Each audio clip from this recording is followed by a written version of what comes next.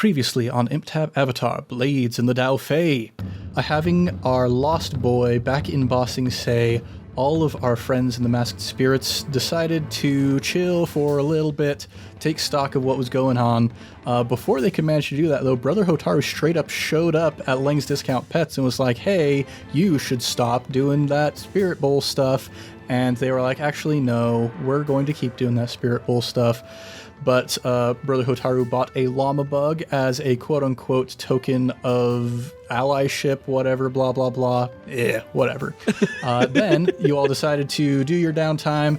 A whole bunch of new projects were figured out. Weiyong has figured out how to open the ghost door back into the spirit world. Tonan is planning a coup. There's a whole bunch of spirits showing up everywhere. Ciwei is still going to breeder class. There's that going on. That's such a normal thing compared to the rest of these. Right? It's like you got two siblings. One's in prison, the other one's an Olympic athlete, and you're just like, yeah, I got my GED.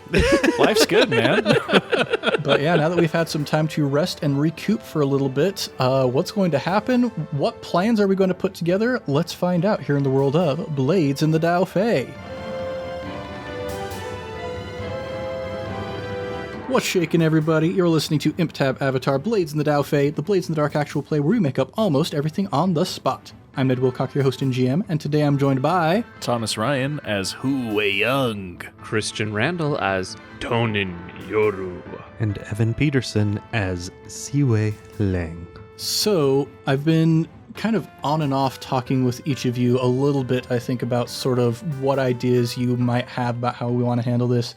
So I want to propose that we do something maybe a little atypical, and rather than trying to go through this in character necessarily, where we've got a lot of messed up trauma and ego and stuff going on, I'm thinking maybe we could just, like, each of us as players talk about, okay, here are the pieces laid out on the table as we see them. Here's maybe what I think I might want to do, and then maybe any discrepancies between what you as the player want to do and what you think your character might want to do, and maybe try and work it out that way. Does that make sense? Yes, I like that. It feels like it will run a lot more smoothly.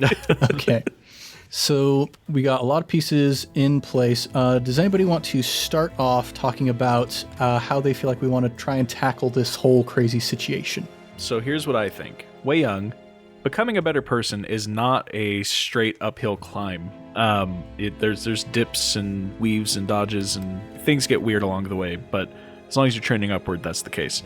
So I think that as far as what I want Weiyong to be like by the end of the campaign, I would like him to be a better person, like just in all ways. But I think that he's at a point of making a big choice. Is he going to try and be the Earth King still? And I haven't decided which way he's going to go with that. But yeah, that's where I have Weiyong in my mind. But aside from that, I'd say his biggest goal right now is bring Day home, because he does owe Day for everything plus bringing him home. So that's my biggest goal at the moment for Weiyong, is get Day back into the overworld. Can we just assume that during downtime or something, we completely filled Weiyong in on what we know? If you would like to have done that, then certainly. I would like to have done that. Okay. So the fact that he's not sure about wanting to become the Earth King anymore makes me want him to become the Earth King much more. You know, I wasn't so sure about this whole thing, but now... Because if you're really hungry for power, it's like, but if he's like, maybe I wouldn't be a good Earth King. Good, then you would question yourself and maybe listen to some advisors. Gross, no. My goal is, I've already kind of laid it out, but I want to start this war with the Daofei gangs. I want to use that as a framing to go in and pull off that job against the Earth King. So basically, I want to pull two jobs. The first job I want to pull is I want to kick off the war. The second job I want to pull is framing one of the old guard for killing the Earth King.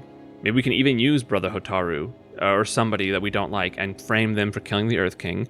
Then I'm going to use other resources, my calligrapher people, to give Weiyong a quote-unquote legitimate claim to the throne. He'll come in, become the new Earth King, and then with his authority, we will fully get rid of the old guard, turn the new guard into high-ranking nobles who can still steal from people. They're just noble now, so it's legal for them to steal, I guess. And we completely abolish the Daofei. That's my big goal. It's a little big, but that's it. Just a little. Also, I don't know if anyone will get this reference, but you're making me feel like we're playing Crusader Kings instead of Blades in the Dark. We've got to forge a fake claim to the throne so it looks legitimate. We've got Exactly. I feel very lame, but Evan and Ciwei both just want money. Ciwei's motivation has always been, I tried to start very basic and it's been very simple, and that is that there is a debt and that debt needs to get paid, and there's only one way to pay a debt. I mean, something to consider is you're what, 2/3 or a third of the way through paying your debt. What does life look like after the debt? You just gonna go legit? Are you gonna get hooked on the lifestyle? Are you gonna take up a new hobby? Like, what's your deal? The original plan was to go legit, but I am now unstable, and there are some people in this world that have pissed Ciwei off. I don't love Gecko Senior. Why not? And you're still mad that you didn't get to kill him. He walks around kind of like he owns the place in a way that I'm not a fan of. We could frame him for the murder of the Earth King. Ooh. Ooh, I like that. Yeah, I want money. I want to take out Gecko Senior, and I don't love all these spirit shenanigans, but I don't know what I can do about it, because I tried to fight Father Glowworm once and it went very poorly. Ciwei's kind of on team, we need to contact the Avatar when it comes to Father Glowworm. That is kind of my end goal, because I think I said it earlier, but a request from the newly established Earth King to the Avatar will probably result in her coming, getting rid of the Father Glowworm, and then that's it. But if a bunch of thugs contact her, she might also kill us just because, you know. She's Kyoshi. She's Kyoshi. She might just do it. I was bored. You guys were doing crime, so did what I do. Kind of her thing. I know that narratively it makes a lot of sense. Like, well, maybe not narratively. Realistically, you call the cops when there's a big problem, right? That's the equivalent of calling the Avatar to sort out Father Glowworm. Narratively, I think it'd be way more fun if we sorted it out. I'd like to. And maybe, you know, like I said, the other option, if we don't contact the Avatar, if we do hold the power of the kingdom and I take over the Earth Sages and Ciwei takes over the military, we could come down on him with the might of the city and kind of just take him out. Hopefully. I mean, we'd have more allies. One thing I would like to address RE bringing in Kyoshi to solve the problem is, initially I was thinking about what do we do about Kyoshi, because we don't want this to be just like a story about Kyoshi. There are already stories about Kyoshi. We want this to be a story about you guys, the Masked Spirits. That was why I came up with the idea originally that she's off working to fight against Chin the Conqueror. She's not really welcome in Bossing Say at the moment, so that we could focus in on you guys. And so whatever you guys end up feeling, though, is most satisfying for the story of the Masked Spirits. Like, if you invite Kyoshi to come in and stop Father Glowworm through the influence of the throne of Bossing Say, do you feel like that is a satisfying enough conclusion? Do you guys feel like you've accomplished enough to make that satisfying for the Masked Spirits? Or do you feel like it would be more satisfying for you guys as the players if you do take out Brother Hotaru with your own hands? I want to do it with my own hands. That might be my second biggest goal at the moment. But how satisfying would it be to just be sitting on the throne of Bossing Say, invite Father Glowworm in and say, all right, now that we're both in positions of power, let's talk. And then just have Kyoshi step out from behind a pillar and ice him. And then be like, good conversation. That sounds satisfying as heck. But I know you want to be the one to kill him. Well, I just want to kill Father Glowworm. I don't want to kill the boy. Oh, wow. You want a real challenge. Yeah. I'm not, because, I mean, if we just kill the boy, we're going to have the same problem in 16 years. It's fair. Oh, but I don't know how to kill a well. Which brings me to my point about Day. Last session, I said that he was going to get a new playbook thing, and I opted for Ritual. And I know I told Ned one thing, but I think I'm going to shift gears a little bit. Oh boy. Instead of a ritual that will help him come home, I think that Day has been talking with Ko and has discovered a way to separate a spirit from a body. So if we can get Day home, then we can pull Father Glowworm out, and then we can just obliterate Father Glowworm. Okay, I like this. I'll tell you, I'm fine if Kyoshi is the one who does it. But I want Father Glowworm to know it was my doing that got him there. Okay, I think if we are in accord, I think we can pull a job to kick off the war. Then, once that's going, pull the job to frame Gecko Sr. for the murder of the Earth King. And then, I don't know if it's going to be a full job to seat you as the new Earth King. It might be. But once we're there, we've killed the king. I know that Ciwei said he can't really help people back from the spirit world, but I'm sure he knows a thing or two about how to make it a little easier. And plus, you already completed that clock to kind of know how to do it. So we could probably pull Day back, invite the Earth, or invite, this is, of course, assuming all of this doesn't blow up in our faces. Yeah. But we could then invite Father Glowworm to come and chill and maybe punt him out of the body and stomp on his face. That would be nice. So I imagine we've been down in our little silent room talking about plans for like 4 days now, getting things set. Has Kitchi just moved in with us? I kind of like the idea of her just hanging out now. She doesn't like being alone. And if she's at Ling's Discount Pets, she doesn't have to earthbend herself out of her front door every morning because of the monorail. Oh, Ciwei, will you hire Kitchi to run the counter? Yeah, I was just thinking that if Kitchi, and she is a little lonely, she would request, Tuesdays and Thursdays she has to go play Paisho. But yeah, he would offer it. And I think she'd take it. Nice. All right, so one character's got their happy ending. That's good. Okay, a couple of thoughts that I would like to offer real quick, what we've discussed with plans. First, if you do want to bring in Kiyoshi, there's definitely going to need to be some heavy diplomacy taking place. Because Kiyoshi, especially in her youth, is very much a big stick avatar. She is a blunt instrument. If you just tell her, hey, Father Glowworm's here, she's going to show up, kill Brother Hotaru, and then 16 years later, you're going to have this problem again. Yeah. Keep that in mind if you want to involve Kiyoshi.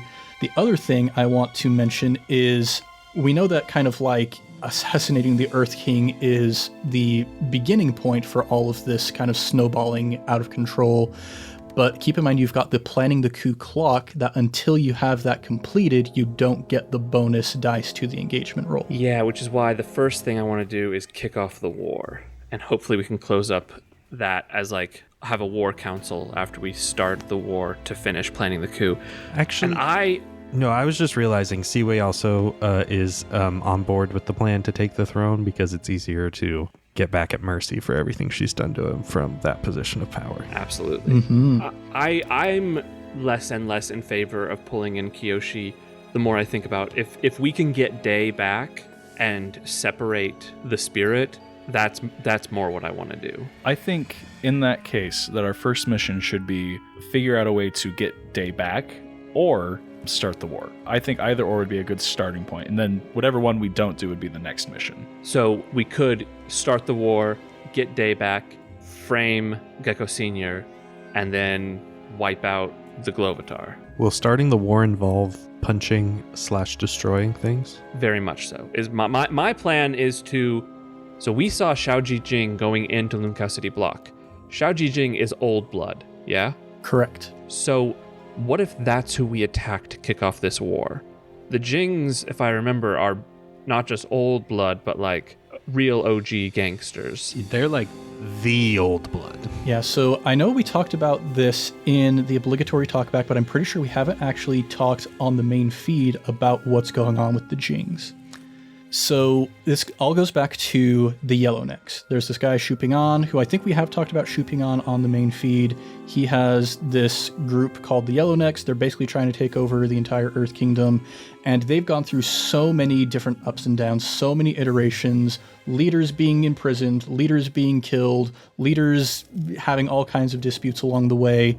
So it started out as the Yellownecks, then it became the Autumn Bloom Society, then it became the Triad of the Golden Wing, and that is sort of canonically the last formal iteration of the Yellownecks as an entire group, but then they started splitting off into factions. We know that in the Avatar Legends core rulebook, there is one group, canonically, the Fanged Mercenaries, that we know is a splinter faction of the Jings, but I've included a few other splinter factions of the Jings. We have the Painted Zealots, run by Mok, the guy who has the weird missing nose thing. Oh no, that's Y is the one who has that. The Laundry Club is owned by Mock, the guy who was kind of previously the second in command of all of those organizations. And then we have the Jings, who we introduced in the Fight Club one-shot. They were the ones that kind of traditionally had the most power because of the three Jings, these incredibly powerful benders who had very much honed their fighting techniques. However, after the events of the Fight Club one-shot, they had a pretty bad job that went very sour, and in that job, Gigi Jing, who was the positive Jing, was killed. Zhongli Jing, the neutral Jing, was imprisoned and taken to the jail underneath Lake Laogai, the maximum security prison there. And Xiaoji Jing, the negative Jing, is the only one who is still remaining free, and he's the one who's leading the Jings at this point, but they have lost a lot of status because of that. Interesting. Oof. So it still feels like it would be a good idea to attack him to start a war, right? Do keep in mind that they're the ones who loaned you Eelhound and the boys. We can figure out the specifics. We know we gotta attack somebody to trigger a war. We don't gotta know the specifics. I would also like to bring up just one more little thing as we're kind of looking at order of operations. As soon as you go to war, there are mechanical ramifications that come with that. So when you are at war with another faction, they actively go out of their way to hurt you, even if it's not in their best interest to do so, and they expect you to do the same and take precautions against you. When you're at war with any number of factions, your crew suffers +1 heat from scores, temporarily loses 1 hold, and PCs only get 1 downtime action rather than 2. Yes, I plan on mitigating that as well. Okay, how? Well, hopefully we are successful in kicking off this war, and that is the first job we do, and hopefully we can gain some crew XP for that and take war dogs. Okay. Because I know Evan talked about that one being one he wanted to take earlier, and I think that would be the smart one to take once we kick the war off. You know, we could kick off a war between 2 factions and make it look like we're not involved. See, this is why we have meetings. This is a good plan. Yes. Okay. Then maybe we don't. Well, maybe yes. Maybe we can take. You know what? We can make this really easy. We frame the Lamplighters and make it look like they attacked the Jings. That would cause some mayhem, I think. I like it. But if we remember Christian's comment from earlier, you saw Xiaoji Jing going into Lung Cao. That's also it. I think because remember when we tried to our first job, quote unquote, with this whole thing was really to see if Brother Hotaru was with the old guard or the new guard. I think Brother Hotaru is with the old guard. We're doing a lot of planning for our improv. Just throwing that out there. Yeah. Would you guys like to maybe gather some information? Like if there are empty places within your intelligence that you would like to fill in, you can always attempt to gather information. Yes, please. Let's get Jenna on the phone. I would love to gather information. Specifically, I want to try and figure out if there's already been some tensions between Old Blood and New Blood specific crews. Okay, what skill would you like to roll to start determining that? I would like to roll Consort. We have already been invited into this coalition, so I'm kind of under the assumption we have a little bit more free reign to kind of go to each other's bases and talk and, all gather information together. So I'd like to kind of talk, at a tea shop or something with some of the guys who maybe they are a little loose-tongued about who's been stirring up trouble. All right, go ahead and make that roll. That's a 5. That is standard information. Good details, clarifying follow-up questions. So, in particular, we already want to know about the Lamplighters versus the Jings. Is that who we want to start with? Yeah, and then I can ask follow-up questions after that. All right. So the information you're able to glean about the relationship between the Lamplighters and the Jings. So Xiaoji, he is only one guy running an organization that used to be run by 3 people. He really misses his 2 friends. One of them's in jail, one of them is dead. Well, how do you bring back somebody who's dead? Talk to Brother Hotaru, right? Oh no. So you determine that the Jings have approached the Lamplighters for an alliance, and the agreement that they have come to, as you understand it, is Brother Hotaru's like, hey, you already want to get your other friend out from underneath Lake Laogai. There's somebody underneath Lake Laogai that I also would like you to free. So we're going to team up. You can get Zhongli out, and if you also release Tagaka the Pirate Queen, I will bring back Gigi for you. The Pirate Queen? Yes. She's a pretty bad dude. So yeah, you're aware. Yes. Tagaka used to be the head of what was known as the Fifth Nation, a massive, incredibly powerful pirate fleet that sailed the entire globe, doing whatever they pleased, stirring up havoc. It was only through the Avatar's intervention that they were able to be stopped. Tagaka was taken underneath Lake Laogai, and there are currently a bunch of splinter fleets of the Fifth Nation who have never quite managed to bring back their power. But if Tagaka was released, who knows what would happen. Huh. Okay, this is good information. Then I guess my first follow-up question would be, who has been the most vocal in wanting to take down the Jings? Take down the Jings, okay. I mean, obviously outside of, bossing, say, City Guard and all that stuff. So here's the interesting thing.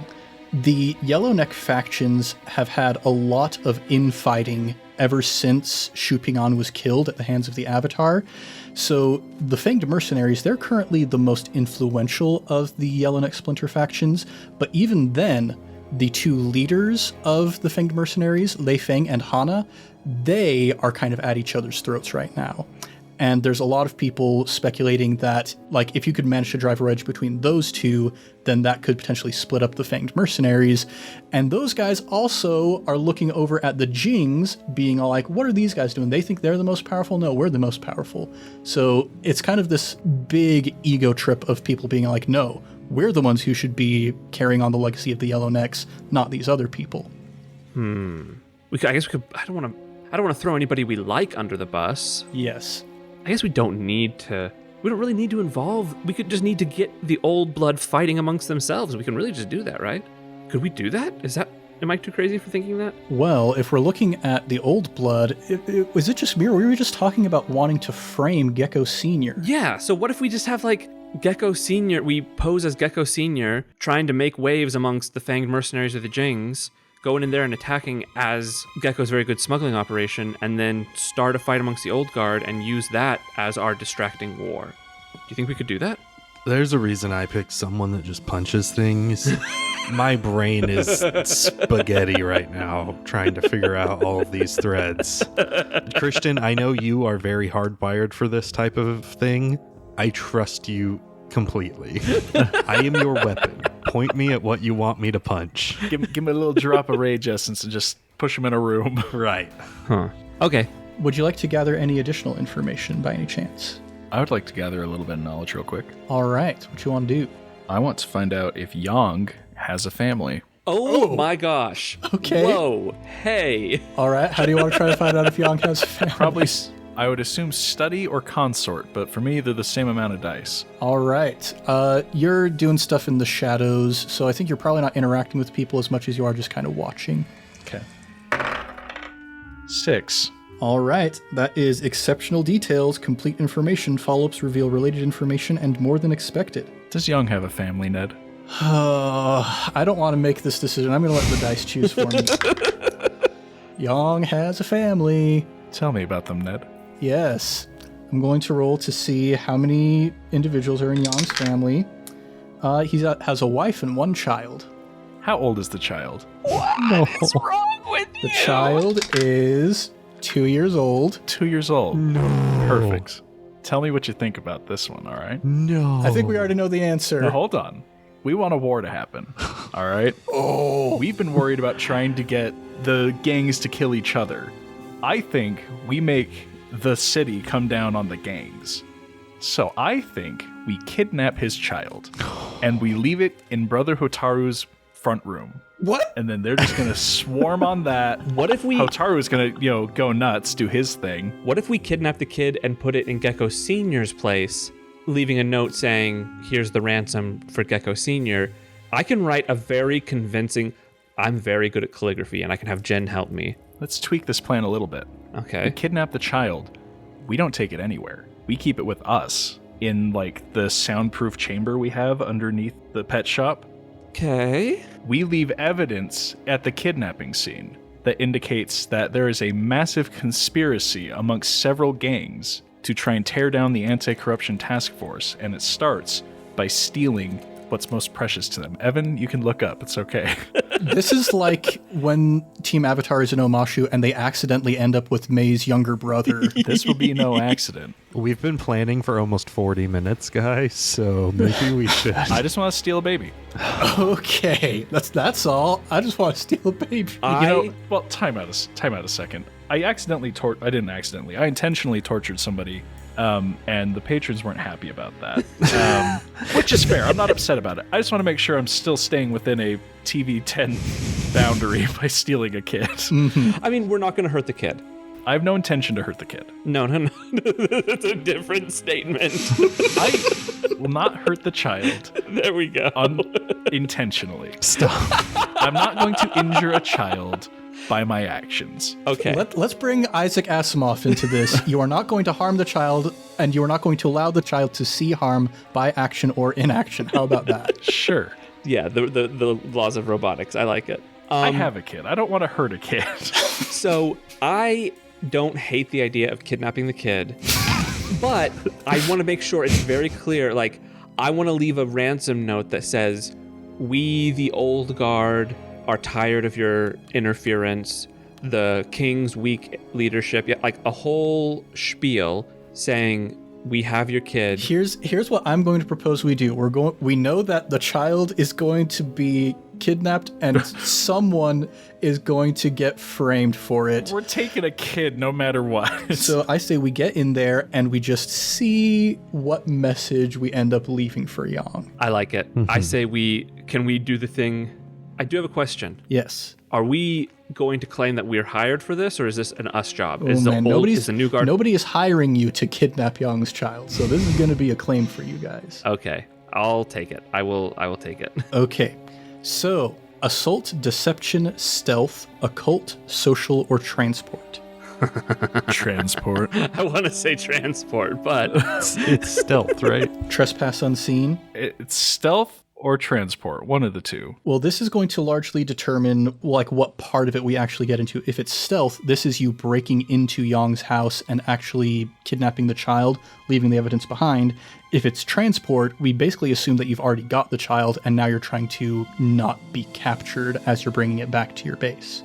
I want to do the stealth part. okay, we'll do stealth. You want to do a stealth part? We haven't done that type of classic heist in such a long time. Just breaking and entering, and Get in, get the goods, get out. We're doing an escort mission. Oh boy. and we know this NPC can't walk as fast as us. And it screams. 2-year-olds are loud, man. Okay, so you're trespassing unseen. We need the point of infiltration. As part of the does he have a family, do I know which room in his house the baby sleeps in? I mean, you got really good information. So yeah, how specific is the point of entry? Do we just say like his mansion? Going back to, like, you're not necessarily going to know where the child's room is, I think, but you would have, with your gathering of information that you had earlier, you would have been told about, like, oh yeah, the servant's entrance Okay, out back. that's where Okay. we'll go in then. Servant's entrance, that's the one. Will be disguised. Yes, let's figure out load. If you go heavy, you can't really disguise yourself as a servant. If you even go normal, like, you look like a scoundrel ready to get up to shenanigans. I'm going light. And light is 3 things. Just gotta make sure they're 3 really good things. I'll go light. I will also go light. I will note I am disguising all of us as different people from different gangs. Wise. So, like, I'll be someone from the Lamplighters, and someone could be someone from the Jings and the Fanged Merchant. Like, we'll all look with different symbols and stuff. If we do get seen, we will look like members from 3 separate gangs. All right. So we've got our load, we've got our type of job, we've got our point of entry. So now we start with 1 die for sheer luck. Is this operation particularly bold or daring? Yes. Incredibly so. I would agree. Now, is this operation overly complex or contingent on many factors? It's pretty complex. It's pretty complex, unfortunately. We gotta get the kid, leave the evidence, make sure everyone's where they're supposed to be. All right, so we're at just 1 for sheer luck. Does the servant's entrance expose a vulnerability of the target or hit them where they're weakest? It's a vulnerability. I would say so, yeah. Yeah. Is the target strongest against this approach, or do they have particular defenses or special preparations? I think Yang being just who Yang is enough special preparations. Yeah. So we're back down to 1. Can any of your friends or contacts provide aid or insight for this operation? We're kind of doing this just on our own initiative here. Hey, wait. We've got a chemist tied up in the shearshoe cages. Could he make something that would help? Like a stink bomb, you know? Or like a smoke bomb, or You could sure ask him to make a stink bomb or a smoke bomb for you. oh, he's not. He's gonna make just a bomb that's gonna blow us up. I don't trust him at all. It's just a regular bomb. Just definitely won't kill you, wink. Yeah, I think that's a bad call. Yeah, let's not ask him for help until, well, never. All right. Are there any enemies or rivals interfering in the operation? If we're really good, there won't be. But I mean, the target is Yang. Yeah, so that currently brings us to 0 dice. Are there any other elements you want to consider? Tier, location, etc. I mean, we put some real thought into it. I don't think there's anything that can help us here. Yeah, so Yang, while he is part of the Anti-Corruption Task Force, which is Tier 5, Yang as an individual is just a guy. So what I'm thinking is you guys are currently Tier 1, weak hold. We'll say he as an individual is Tier 0, stronghold. So we'll give you 1 die for your tier advantage over him. Yikes. We are eternally grateful for your mercy. Okay. All right. Would anybody like to roll that, or shall I? I want to do it. I really want to roll You this want to thing. do it? I've gotten 6s on most of the stuff I've rolled tonight. I'm feeling pretty good. Why would you say that out loud? Because now it's gonna be a 1. I don't believe in fate. All right, here we go. Ready, set. That's a 2. Oh boy. You're in a desperate position when the action starts. Oh no. So It's fine. you all come bustling in through the servants' entrance. You've just bound and gagged the 3 servants who were there and taken them out back into some barrels or whatever. And you all head in through the service entrance and you step into the kitchen area and you see there's a little lamp burning. Well, I guess what time of day do you guys want to be doing this? Oh, night. Middle of the night. Okay. There's a little lamp burning by one of the cupboards, and you see there's a figure standing by a little preparation area, and you see Yang turns around to you with a sandwich in his hands. I immediately do the traditional servant bow of bossing, say, a deep bow, very respectful. Hold on a second. Didn't you say we're all dressed up like gang members? No, we're all dressed up as servants. If we are caught or, things like that, we can be identified as members of these other groups. Gotcha. Yeah, your faces are gang members. Your attire is servant. Gotcha. Yeah, so gotcha. we're dressed up as other gangs disguised as servants. Okay, I was confused. It's a hat on a hat. Yeah, hat on a hat. I just don't really know what to do, and I see Tonan bow, and I do the same. I too am familiar with how servants bow. Richie Rich. All right. Yang sees you all bowing and says, don't mind me. I just really, really wanted to try that new prosciutto that you brought in from down the middle ring. It's quite good. Of course, Master. Would you like me to prepare that for you, or would you like to do it yourself? All right. You have made your voice heard. What do you want to roll to not get caught? I mean, I'm trying to disguise it, but I would like to roll... Oh, you're straight up trying to convince him you're not you. Yeah, would that be sway? Makes sense to me.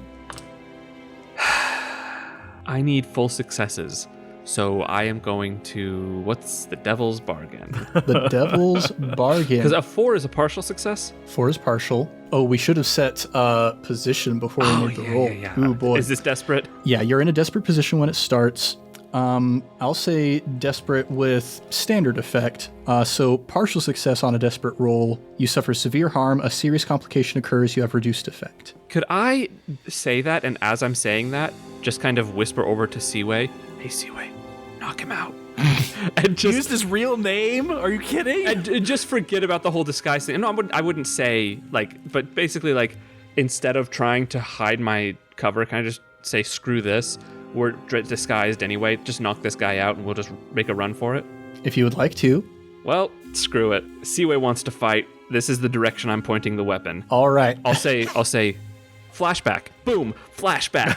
All right. Before we went on this job, I went and I didn't just disguise us as random people. I went and I learned specific individuals from 3 different gangs that I knew had been in trouble with the law before. You broke into Yong's office and found his shortlist. Something like that, yeah. Or I talked to, I talked to a guard or something, and I found out information as to who he doesn't like from the old guard, and I made sure we were disguised as those people 'Kay. so that he would know who we were. And I'm going to call Ciwei his disguise name and tell him to knock this guy out. Okay, you've got Boots, your ally, who would be able to help you get that information. Yeah. So I think we'll make this a 1 stress flashback and probably just like consort to chat with Boots about it. Okay, let's do that. There we go. That's a 6. Okay, yeah, very successful. You turn and so like you say, yes, would you like to do that or shall I do it for you? He's like, wait a second, you're not Greg. And then you turn, you say Ciwei's disguise name and instantly Yong is on edge. He like tosses his robe aside and you see he's very sveltely built like a swimmer's body. And we're going to get into a little fight here. And I know I just said last episode that I hate 10 clocks, so I'm going to give Yong a 10 clock. Cool. Why not? So you're in a fight with Yong, and I think we will make this clock be the entirety of the job. Like, this clock isn't just to defeat Yong. This is to get the baby, get out of the place, but we are going to be going up against a, let's say, 4 clock to try and keep you guys from getting noticed by anybody else. All right, so who wants to go first? I would like to. Yeah, you would. All right, and what would you like to do? I would like to skirmish with Yong, and I'll decide exactly what that looks like based on my roll. Okay, roll skirmish. What's the effect and Yes. position? Yep, we're looking at, I think, risky standard. You've made yourselves known. This is just a straight up brawl at this point. That is a 5. Do I want to do something to try and make it a 6? Because that still ends up with a minor complication, right? Yes. You know what? Take a devil's bargain. What would be the devil's bargain? I think the devil's bargain would be if you go in for him, he's going to try and go for your face. You know, that's what all of your enemies like to do against you, apparently. And in interacting with his fist against your face would realize there's some makeup going on. Ooh, okay, I'm not going to do that. I'll take my 5. I feel like a minor complication is going to end up being nicer to me than that. Yes. So I'll actually keep my distance, and I'll use my club that I like to throw, and I'll throw that across the kitchen at him. All right. So this being a partial success, standard effect, that is going to give you 1 tick on the Yong clock. And the complication is we're going to mark 1 tick on the noticed clock as well. Can I go next? What would you like to do? I'm assuming we're in Bossing Say. A lot of this is stone, right? A lot of it is stone, in fact. I would like to earthbend. Yeah. And I would like to basically just try and hit him real hard, but not, kill him or anything. Just kind of lock him up against the wall so we can run past him deeper into the house and cover his mouth so he can't yell. All right. But I still want him to be able to see, so I want his eyes out of the wall. Okay, what would you like to roll for this? I would like to make it a little bit of a personal thing. I would like to roll a tune when I am bending. That feels appropriate. I think that does feel appropriate to me because bending is more of a spiritual thing for you than a physical thing. Right. It makes sense for Ciwei to roll skirmish or something, or wreck when he's doing it, because that's what it is for him. But for me, it's a spiritual thing. Okay, yeah, we'll go with that. It's going to be risky standard. 2 1s and a 6. Nice. Oh boy. Full success. That is going to be 2 ticks on the Yong clock. So you reach in, you think about the training that you did back in the day with your cool uncle. You think about the training that you've done with Day in the time since then. And you latch him up to the wall. He's very shocked at how good of a bender you are. And his mouth is covered, his eyes are uncovered, but probably won't be covered for much longer. I would like to not attack him, actually. I want to examine the room real quick and see where all the entrances are, doors, windows, etc. And once I've ascertained that, I want to earthbend stone in front of all of them so that there's no exits, and I also am hoping it'll dampen the noise of us fighting. Interesting. Whoa. We didn't know you could bend. Things have changed, okay? I'm doing that, though, and I believe survey would probably be the best option for that. Okay, that works for me. I'm going to push myself. It's a 1 and a 3 so far, so I'm pushing myself. A 6, baby. There we go. Yeah. Holy cow. Worth it. Totally worth it. I'm so sweaty, guys. That is 2 more ticks on the on clock. You're at 5 out of 10. And I hope that will come into effect for like future getting noticed ticks, maybe, hopefully. Since the goal was partially to dampen the noise of us fighting. Yeah. I'm going to remove that 1 tick that we already had on the noticed clock. Oh, sweet. Whoa. Anyway, you guys just saw me like look around the room, squat, and a bunch of rocks showed up. So do with that info what you will. Both of you? I'm gonna put my hand over Ciwei's mouth so that his voice doesn't, get recognized. I mean, mind you, this guy's face is mostly in stone, so he can't hear very well. But I don't want our voices heard if he wants to identify us, and we're not doing fake voices. I'm just gonna turn to Weiyong, and I'm going to say in a disguised voice, trying not to act surprised, because obviously we've worked together. We're not in the same crews, but we're working together. Good earthbending. Can you sense where any other people are? Can I sense where any other people are, Ned? Would you like to make another study survey roll, perhaps? Survey. I'm just trying to feel out who's around. So Maybe a baby. like if there's a 2-year-old in a basket somewhere. 5? 5, partial success. So we're going to mark 1 on the Yang clock for that. And at this point, we're going to return that noticed because Yang has managed to remove his hands and is starting to kind of claw away at his mouth. And he's beginning to shout. Still, you've got the door, so it's not super loud. But you sense up above you, and you're like, okay, servants' quarters over there. That looks like probably a bedroom up there. 2 people inside, 1 big, 1 small.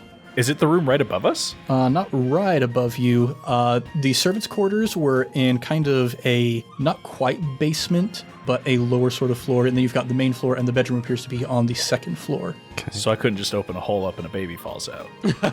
No, in fact. Okay. So is it Yang's? Is it Yang's turn then? Yeah, it's Young's turn, I think. Well, Yang acts in response to you folks. Okay. So we can keep going? Does that mean I can hit him again? Yeah, you can hit him again. Okay. Then I'm going to skirmish with him one more time. All right. I think, though, at this point, he has been kind of inactive long enough. You guys have been rolling really well, but now I think it's time for a prowess resistance roll from you as he tries to kind of retaliate against you. Remember, you get the extra die. He's not a spirit, so we don't get 2 extra dice, right? Correct. He's a spirit of vengeance. I am the spirit of Bossing Say, the very heart and soul of this city. How is it that I rolled 5 dice and didn't get a 6? You rolled 5 dice, you didn't get 1 6? No. I mean, statistically, that's possible. Yeah. Sure. I got a couple 5s. All right, so you take 1 stress as he, grabs the stone from around his mouth and tosses it straight at your chest. And so it kind of knocks the wind out of you for a moment, but you still continue bowling forward. Now, go ahead and make your roll. Oh my gosh, I feel like that should be special, but it's not. I got triple 4s. Critical mundanity. Critical mundanity. I'll push myself. All right. That's a 1. Okay. I mean, hey, that's a partial success. We will take a partial I'll success. take my 4. All right. Yeah, so I'll run over and I'll lean down towards my club on the ground. And as my hand goes towards it, when it's like a few inches away, the club kind of lifts up into my hand. And then I hit him in the mouth. if he's screaming. Yeah, so he reaches over and reopens the entrance that leads most directly to the servants' quarters. He's a bender too? Yeah, surprise. Oh. He starts shouting in that direction that there are intruders here, so we're going to take 1 more mark on notice, but you get him right in the mouth before he's able to yell too much. So he's just like, oh, servants, and then, spits out a tooth. There's nothing like passive perception, but I would like for, if this is okay, Ciwei not to have really thought much about that. But I want to know, did Tonan or who see that the club kind of whooped up into my hand? I feel like who would be the one most likely to notice I that? probably would have felt it. Yeah, that's the thing. Yeah, I got the tremor sense. Okay, I'll leave that up with you. It's all right. We'll get to your training montage, okay? I know. I'm just We'll get to your training. I'm planting seeds. It's called storytelling, Thomas. Never heard of it. Yeah, and I'll say real quick, Yong is a little bit dazed at this point. So he's kind of like, he just got hit right in the mouth. You see the birds are swirling around his head a little bit currently. Can I use my turn to... Oh, yeah, we haven't done this very much, but can I set up a teammate? Yes, setting up a teammate, the way this works is you use your action, and if you successfully achieve it, any team members who follow up get +1 effect or improved position. Yeah, I would like to set up the next person to attack Yong. So I will try to, again, bend, but this time, since he's a little delirious, I'm just going to try and, shift the stone underneath his foot to set him off balance. All right. What would you like to do for that? Attune again. Okay, go for it. Come on. Someone's got to do this really well. I got a 5, so that's partial success, but next person, get a 6 so we can close this out. All right. The consequence for that is we're ticking number 3 on the 4 clock for getting noticed. Yeah. Now, you two, because he's set up this advantage for you, for your next action, you each want to get +1 effect or improved position. We only got 3 left on the Yong clock. I have an idea. So I know exactly where in the house the baby is. Mm-hmm. Or what I assume is the baby. I just know it's a room with a big person and a small person. Was the big person holding the small person, out of curiosity? No. Okay. Would I be able to... Since I know where the child is, could I earthbend it down to where we are? Through the floors? Oh, wow. We would put you in a desperate position, I think, for that, to avoid injuring the child. I mean, we're robots here. We are incapable of harming or doing something that may harm a child. So if there's a chance of that, I shouldn't be able to do it. You could try to earthbend yourself up there. Yeah, could I do that? Could I just swim through the walls up to where the baby is and creepily my arms reach out of the walls and pull the child into it? Yeah, you could give it a shot. Horrifying. Yeah. Absolutely horrifying. This is going to be a horror movie. I don't know. I'm not necessarily trying to be sneaky about it, which wouldn't matter anyway. I've got terrible sneak. But I'm going to roll Prowl, which is 0 dice for me. Correct. Let's see what happens, I guess. Since I... so here we are. I rolled a 3. Let's just start there. Since I did such a good survey roll, can I just roll 1 die for that instead? Since you did such a good survey roll, the dice say yes. Okay.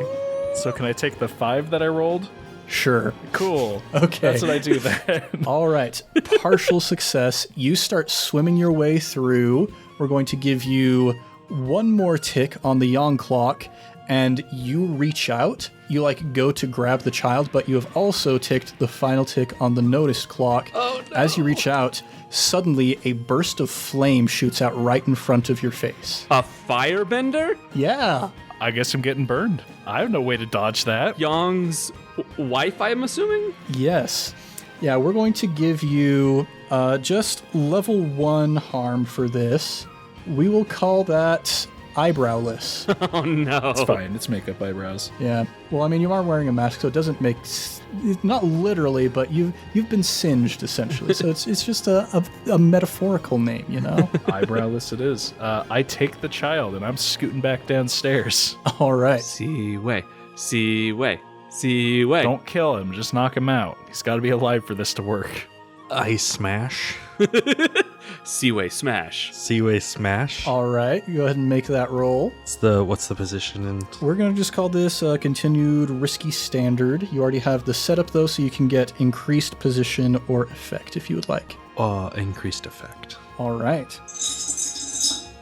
What is my luck today? Oh my goodness. Well, I need a devil's bargain. All right. Well, remember, you are getting increased effect, so what result did you get? A 3, and a 2.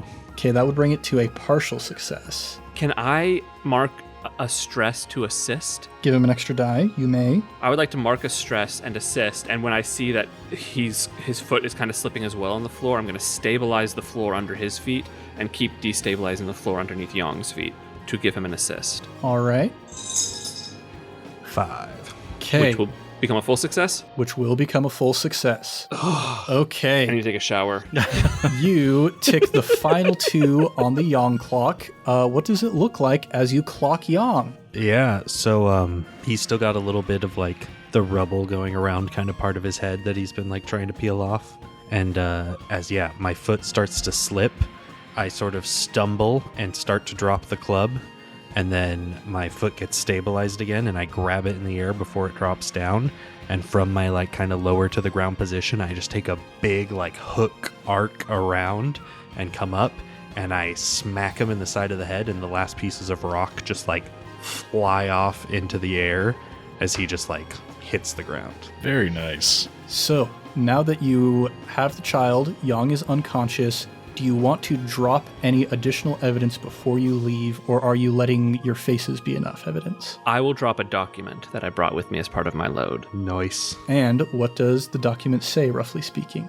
The document specifically says, and flashback, another flashback. Okay. So I'm going to have to do some stress here, but I'm going to flashback, and I'm going to, I don't know how difficult this is going to be, I'm going to have gotten examples of handwriting, signatures, things like that from the old guard. Mm-hmm. And I'm going to have the document signed. I'm going to have the document signed by all of them, basically declaring war on all legality within Ba Sing Se. So the Anti-Corruption Task Force, the BSS Guard, the BSS Prison, the King's Circle, everybody basically saying, this is the first strike. You back off and leave us alone, or there will be more to come. All right. So that would include presumably the Jings, the Fanged Mercenaries, Gecko Senior, and the Ba Sing Se Kennel Club. I will say, I want the handwriting of the main letter to be mirroring Gecko Senior. Okay. The signatures are at the bottom, but Gecko Senior is the one who wrote it. All right. I think because you have so many different individuals that you're grabbing information from, I'm going to make a quick roll. Okay, the dice are on your side. That is only 2 stress. I will take the 2 stress. And I will also note, if you agree to these terms and want your child back, send a messenger hawk to Gecko Senior and we'll return your child. All right. Can I add my own flashback onto that for part of my load? Like what? It's a little thing, just to add a little extra believability, just in case, anyone's like, hey, that letter's a forgery.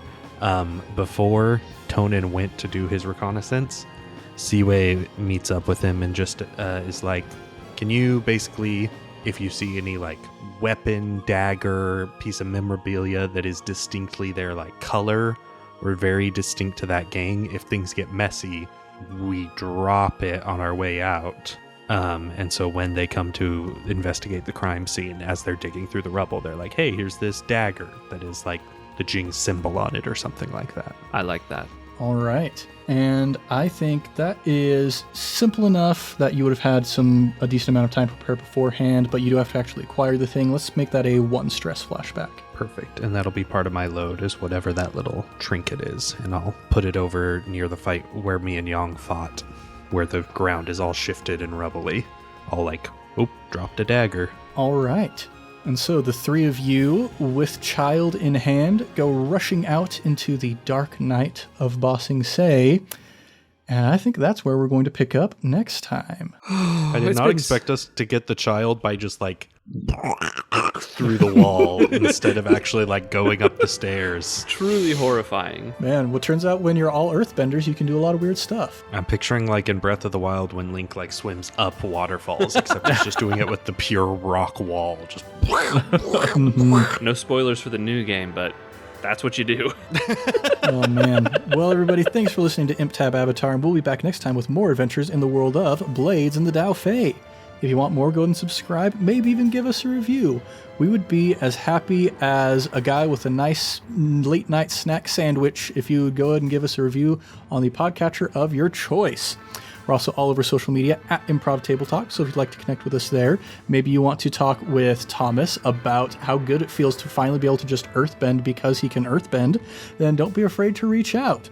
Now, it's time to shout out our next batch of Sticker Club patrons. First person we're shouting out is Thomas Ryan, incidentally. What a cool and such a cool handsome guy. that doesn't count. Yeah, Thomas Ryan is the devil, and you've been getting more devil's bargains lately. I mean, so there's that. Canonically, can I still be considered the devil? Yes. What would you propose would be the alternate? An angel. Oh, No. I'd be lovely. the devil is a fallen angel. No, like a cool angel, not a sucky angel. I'll make a roll for it. You're on the way. I'm getting there. Next person we're shouting out is Stuttering GM. Yeah. Yes, Stuttering GM is the one who provided the prosciutto that Weiyong was so happy about. So, I mean, technically speaking, you provided the initial distraction that they needed. Thanks. We appreciate that. That got us going. And the final person we're shouting out is Adrian Garneau. Adrian is the handwriting specialist who is able to provide all of the signatures of the different members of the Old Guard. That came in clutch. Appreciate that. Indeed. Well, that's all of our Sticker Club patrons this week, but if you, dear listeners, want to join their ranks, consider joining our Patreon at patreon.com/improvtabletop, where you can also get bonus episodes, Discord access, biannual sticker packs, and more, like the obligatory talkback, where surely we are going to be talking about how we're going to keep this child safe. Kitschy will just babysit it. I mean, that's honestly not a bad solution. That actually sounds like one of the more logical safe options. Yeah. Oh my goodness. I love how, like, in the spirit world, you were like, hey, Kitschy, you want to join a Daofei gang? And Kitschy's like, oh, absolutely not. And now Kitschy has been hired by a Daofei gang. Oh, man. Now let's do a round of plugs. Thomas, would you like to take that this week? Yes, please. We've got Fate campaigns. They're short, they're sweet, they're to the point, and frankly, they're really good. Go listen to a few. After we're done with Blades in the Dark, I believe we're going back to doing Fate stuff, so you'll get some sweet new content, too. So catch up while you can, is what I'm driving at here. We've also done a previous Avatar Legends campaign under the title 10,000 Things. It's really good. I'm not going to spoil it. I think you should just go listen to it. It's really fun. Also, we have a sister podcast, iCast Fireball, D&D 5e Actual Play. They're great. They're doing Tyranny of Dragons at the moment. Our very own Ned is one of the main characters in that campaign. And they also opened a Patreon recently. So if you're interested in that, go check it out. Also, fanrolldice.com. If you want to get some sweet dice and you want to hook us up with a little cash, go buy some dice there. Use the code VroomVroomFifi, and we'll be forever grateful. And one other thing I'd like to plug real quick. This is a fictional podcast. I mean, it's a real podcast, but the story is fictional. Don't kidnap children. We're not endorsing that in any way. I want to be really clear. That's not our jam. Don't do it. Good disclaimer. I give my hearty support behind that. Well, everybody, thanks for joining us here in the world of ImpTab Avatar Blades in the Daofei. I'm Ned Wilcock, your host and GM, and I've been joined by Thomas Ryan as Weiyong, Christian Randall as Tonan Yoru, and Evan Peterson as Ciwei SMASH. Much love and stuff, everybody. We'll catch you next time on ImpTab Avatar.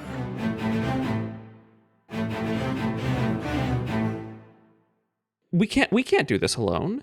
We have been. And how's that been going? Pretty good. All things considered, pretty good. We just pulled you out of the spirit world. Yeah, you pulled me out of the spirit world. It wasn't easy. I'm going to call an audible real quick. Evan, what are you thinking right now? I'm thinking we've been talking for 42 minutes. And this might be our I guess I wouldn't call it a boring episode, but The least action possible. the cast has been bickering.